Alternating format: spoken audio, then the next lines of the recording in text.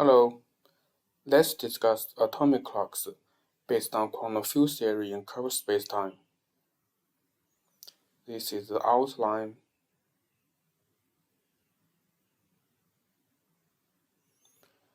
Since we know that the time measured by some clocks do not agree with relativity, such as the pendulum clock, therefore, it becomes necessary to ask this question: why time measured by atomic clocks agree with relativity?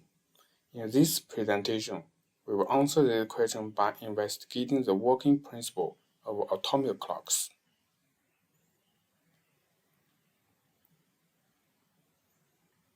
Clocks are mechanical or electronic devices that keep the track of time by counting the number of periodic phenomena occurred. So spring clock counts the number of oscillations completed by the mass. Pendulum clock counts the number of swings, and the pulsar clock counts the number of rotations completed by the pulsar star. The interval between two successive physical phenomena occurred is called the period of clock, which is the basic unit of time interval that a clock can display. The clock works as a special instrument to record the number of periodic phenomena occurred. Then the time displayed is equal to this number multiplied by the period. For the time dilation experiment conducted by two identical clocks, the period of the two clocks are set with the same value. Then, the time difference measured by two clocks is just the difference between the two numbers of times the phenomena occurred counted by the two clocks respectively. So, in summary, since time measured by a clock equals to its period multiplies the number counted by the clock, the period of the two identical clocks is fixed at the same value. Then time difference measured by the two clocks is just the difference between the two numbers counted by the two clocks. So this is atomic clock. Atomic clock counts the number of electronic oscillations which is in resonance with the frequency of the transition of the atom. Before the time dilation measurement, we have two identical clocks, A and B. When an electronic oscillation is counted, the two clocks will display 1 second on each screen. Therefore, the period for both of the two atomic clocks is set as TADs equal to TBDs equal to 1 divided by n second. This period fixed by the clock itself, or it is fixed by the man who built this clock. So what does this sentence mean? Suppose I am carrying an atomic clock. My job is just doing the counting. Once I count one electronic oscillation, 1 divided by n second will be displayed on the screen. Therefore, the period of each oscillation is fixed as 1 divided by n second by the clock itself, regardless of where it is, how fast it is moving, or whether it is accelerating or not. It just keeps adding this number to the total time displayed on its screen, but each time one electronic oscillation is counted. And please note that this subscript DIS just indicates that this value is displayed by the clock on its screen. It's not a value calculated from the theory. A is on Earth and B is on the Moon. After some time, we compare the time measured by two clocks. Assuming that the time displayed by clock A and clock B are 60 minutes and 61 minutes, respectively. This just indicates that the number of electronic oscillations counted by clock A and clock B are 3,600 and 3,660 respectively, and the ratio between the time measured by two clocks is just the ratio between the two numbers counted by the two clocks. Therefore, the time dilation is just given by this. So, this number is just the number of oscillations counted by clock A.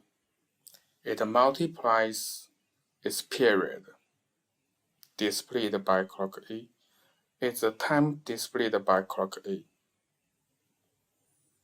and likewise for the clock B. Since the period of the two clocks are fixed at the same value, these two periods are fixed with the same value, 1 divided by n. So this cancels. Therefore, the ratio between the two numbers counted by two clocks respectively becomes the time dilation result. So this number divided by this number is just the time dilation result. So this is the pendulum clock. We have two pendulum clocks E and F. Suppose the two clocks will display 6.28 seconds after one swinging counted. Therefore, the period fixed as T_dis equal to 6.28 seconds, regardless of where the clock is located or how fast it is moving. E is on Earth and F is put on the Moon. We have T_dis F equal to D_dis E equal to 6.28 seconds. So this is similar as the atomic clock. This period fixed by the construction of the pendulum clock itself, or it is fixed by the man who built this clock. The gravitational field strength on Earth is stronger than it on the Moon. As a result, the clock E swings faster than clock F. So number of swings recorded by clock E is bigger than the number recorded by clock F. For time dilation measurements, the time difference measured by two clocks is just the difference between the two numbers of the phenomena occurred, counted by two clocks respectively. Thus, time measured by clock E is faster than F. This is in contradiction with the atomic clock, which shows time on Earth is slower than time on the Moon. In coordinate xt, suppose the length of pendulum is L equal to 9.8 meters, and we know that the period of the pendulum clock is given as this formula. And note that the subscript Cal just indicates that this value is calculated from the theory. It's not a value displayed by a clock. Therefore, the period of clock E on Earth is Tcal E equal to T_dis E equal to 6.28. So this is the value of clock E calculated in coordinate xt. Therefore, the coordinate xt is valid to describe the pendulum clock E on Earth. So these two numbers, they match. This one is the number calculated in coordinate xt, and this one is the number displayed by the clock on its screen. So these two numbers, now they match. However, in the same coordinate xt, we have G Earth bigger than G Moon. Then we get, therefore, this number is the period of clock F calculated in coordinate xt. It is bigger than the period displayed by clock F. So the period of clock F calculated in coordinate xt does not match with the period displayed by clock F. So something seems wrong. Then how about the atomic clock? Will same problem occur? This is the period calculated from a theory. This is the period displayed by a clock. For example, in coordinate xt, we have a spring clock with spring constant k equal to 1 N per meter and a mass m equal to 1 kg. The equation of a simple harmonic motion written in coordinate xt is given by this equation. And the period of this spring clock calculated in coordinate xt is Tcal equal to 2 pi seconds. Now we let the screen of the clock display 6.28 seconds when one oscillation is counted. This number is designed and fixed by us, who built this clock. Therefore, the period calculated in coordinate xt equal to the value displayed by clock, i.e. we have this relation. Now, a new coordinate system x prime t prime is defined as t prime equal to 2t, x prime equal to x. So we just rescued the time value. Then equation A1 written in coordinate x prime t prime becomes this equation. So we just substitute this relation into this equation, and then we get the equation written in the x prime t prime coordinates.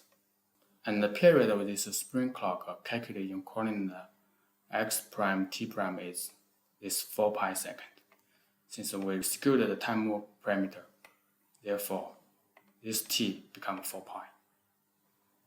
This new coordinate system x prime t prime cannot be applied to describe this spring clock, since the clock does not display this number on its screen when one oscillation is counted.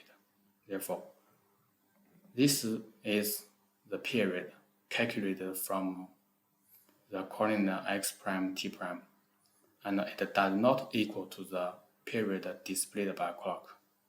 So, what does this mean? Next, we make some more comments on this TDS, and below comments apply to any clocks, such as the atomic clocks, which we are interested in. Note that this TDS, which is displayed by clock, does not care about the mathematics.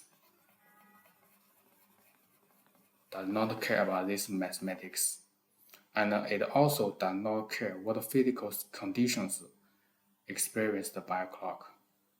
The physical conditions can be high-speed motion, strong gravitational field, or even acceleration. This number TDS is always bounded together with the clock itself when it is built, and it does not change when physical conditions change. This is how a clock works. A fixed number TDS and the physical phenomena are linked together. But each time the physical phenomena occurs, TDS is displayed. The value of this number never changes unless someone breaks the clock and makes it malfunctions.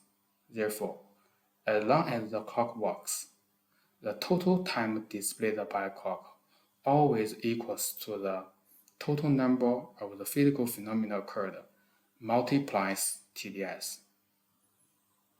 The time difference measured by two identical clocks in two different physical conditions reflects the difference between the two numbers of physical phenomena occurred counted by the two clocks. The screen of an atomic clock will display 1 divided by n second when one electronic oscillation is counted, despite where this clock is located or how fast it is moving. The period of the atomic clock is then fixed as this number. The electronic oscillations is in resonance with the frequency of the transition of the atom. As a result, the energy level of the atom is also fixed. In the rest of this presentation, we assume the transition of the atomic clock is the transition frequency between the ground state and the first excited state of the hydrogen atom inside of the atomic clock.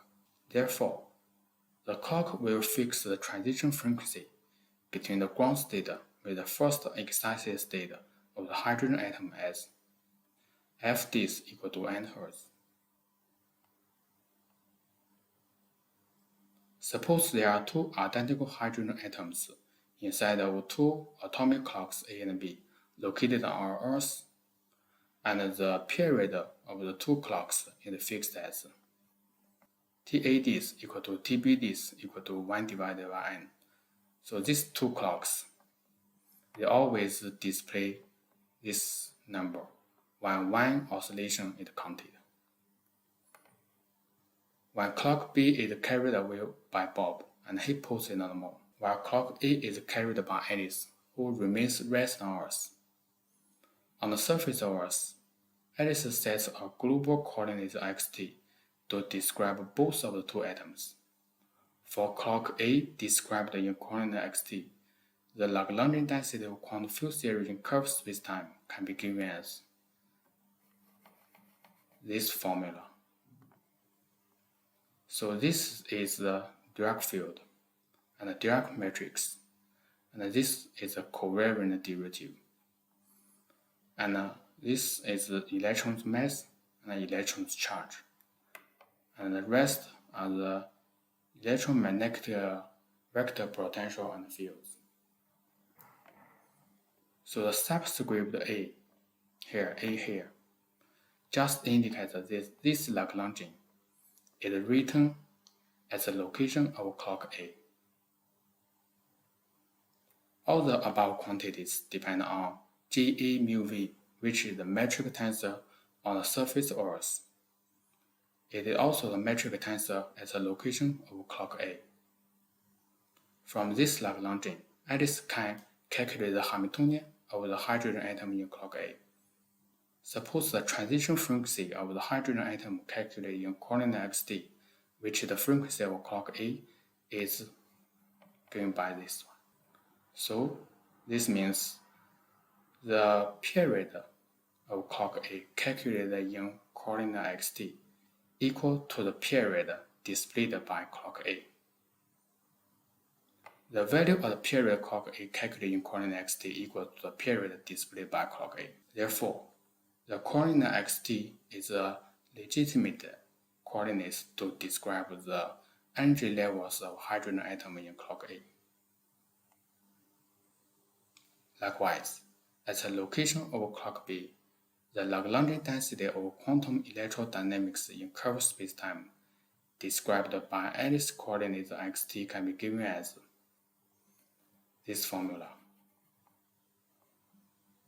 So similarly, the subscript B here just indicates that this Lagrangian is written as the location of clock B.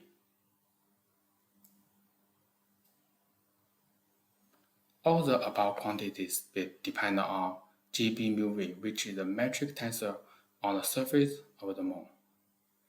This is also a metric tensor at the location of clock B. Suppose Ga, Gb are metric tensors with constant elements, which means locally flat within the size of a clock. And also flat does not mean Minkowski. So they have constant elements but not equal to 1 and minus 1. And we also have Ga mu v that not equal to Gb mu v. That is, the two metric tensors measured in the same coordinate xt is not the same, since the two Lagrangians La and Lb are not the same. As a result, the energy levels of two hydrogen atoms calculated from the two Lagrangians will not be the same. Then Alice will notice that the periods of two atomic clocks are not the same. That is, so this is the period of clock B calculated in coordinate xt. It does not equal to the period of clock B displayed on its screen. So this is exactly the same problem occurred compared with the pendulum clocks as we discussed in slide 6.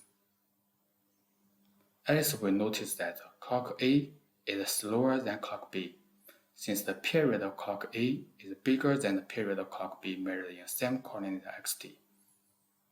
So this means clock with a bigger period runs slower. However, Bob observes that clock B will display 1 divided by n second after one oscillation is counted. As we discussed before, this period value, Tds, is always fixed by the clock device itself. This number never changes.